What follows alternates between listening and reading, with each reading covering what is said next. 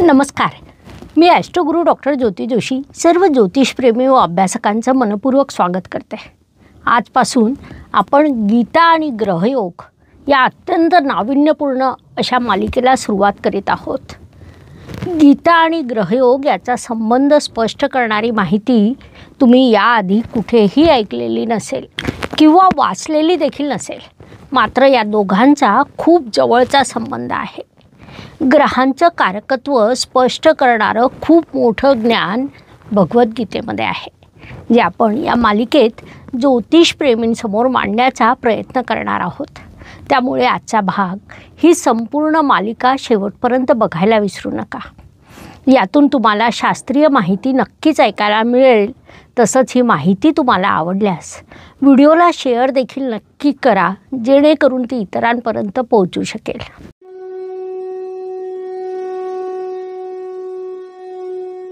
आजच्या काळात मनुष्यासाठी सगळ्यात महत्त्वाची गोष्ट कोणती असेल तर ती म्हणजे प्रेरणा होय.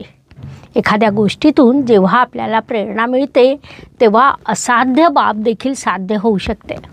किंबहुना मोठमोठे चमत्कार घडून येऊ शकतात. जीवन पूर्णपणे बदलू शकतं.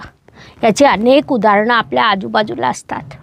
लोकांची समाजाची ही गरज ओळखून सध्याच्या काळात मोटिवेशन स्पीकर म्हणून देखील काही लोक खूप चांगलं काम करीत आहेत. त्यांचं बोलणं जेव्हा आपण ऐकतो तेव्हा एक बाब प्रामुख्याने लक्षात येते. ते जे तत्त्वज्ञान आपल्याला सांगत आहेत त्याचं मूळ भगवद्गीतेत दडलेलं आहे. गीतेमध्ये जे सांगितलेलं आहे तेच हे लोक आपल्याला नवीन भाषेत नवीन शैलीत समजावून सांगत आहे. मी तर असं म्हणेल की पहिले मोटिवेशनल स्पीकर कोण असतील तर ते भगवान श्रीकृष्ण आहेत. युद्धभूमीवर हतबल होऊन जेव्हा अर्जुन शस्त्र खाली ठेवून देतो तेव्हा भगवान श्रीकृष्ण त्याला जे तत्त्वज्ञान सांगतात त्यालाच आज आपण भगवद्गीता असं म्हणतो. हजारो पुस्तकं असतील, हजारो ग्रंथ असतील, पण आपल्याला कोणी विचारलं की सर्वश्रेष्ठ ग्रंथ कोणता तर त्याचं उत्तर एकच येतं, ते म्हणजे भगवद्गीता होय.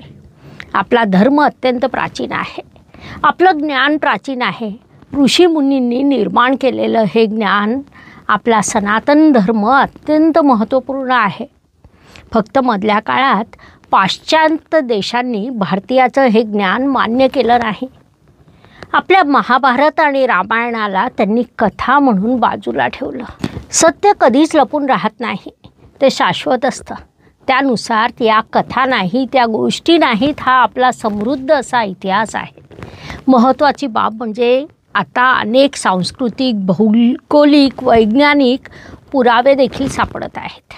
मधल्या काळात आपणच या गोष्टी विसरत चाललो होतो आणि कुठेतरी पारतंत्र्यात आपण आपल्या धर्माचं महत्त्व विसरत चाललो होतो. परंतु जे उत्तम असतं, जे शाश्वत असतं, ते विपरीत परिस्थितीत देखील टिकून राहतं, किंबहुना विकसित होतं आणि ते पुन्हा एकदा सिद्ध होत आहे. आज आपली युवा पिढी पुन्हा वेद, उपनिषद, रामायण, महाभारत या सर्वांचा अभ्यास करायला लागली आहे. कारण आपल्या संस्कृतीची उंची यातून दिसते.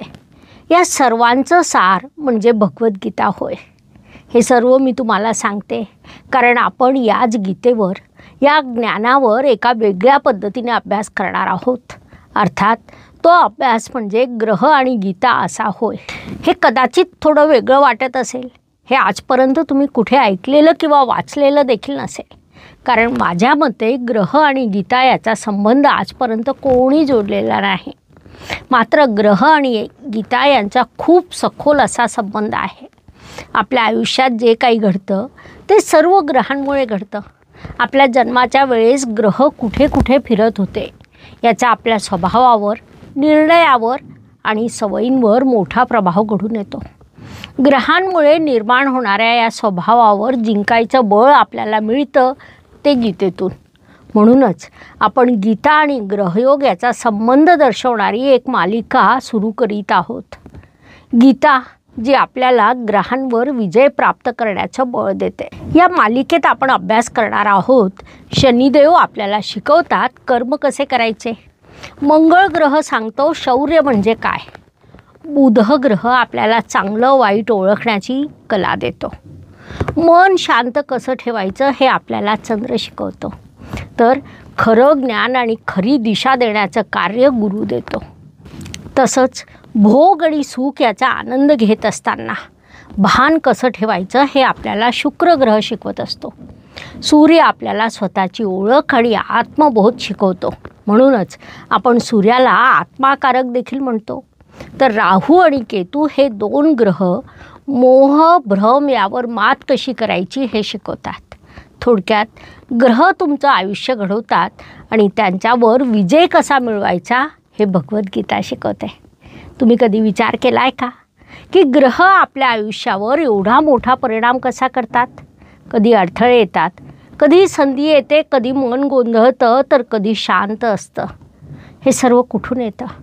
अर्थात याची कारणं आपल्या जन्माच्या वेळी असलेल्या आकर्षस्थ ग्रहस्थितीवरून ठरत असतात, ज्याला आपण जन्मपत्रिका म्हणतो आणि पत्रिकेतील ग्रह देखील म्हणतो. हे सर्व जरी खरं असलं तरी आजच्या आधुनिक काळात आपण ग्रहांना घाबरायचं नाही, तर त्यांना समजून घ्यायचं आहे, त्यांचं बळ स्वीकारायचं आहे.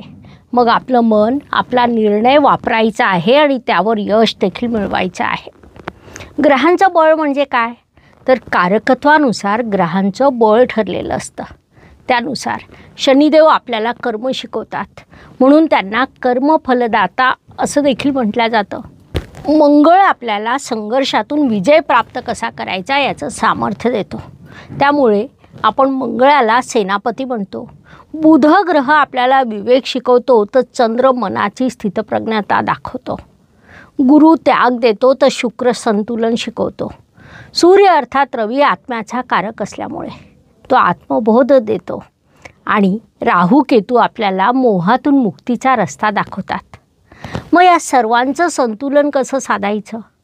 ग्रहांना समजून कसं घ्यायचं?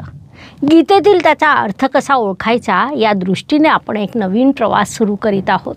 या प्रवासात आपल्याकडे एक शस्त्र आहे.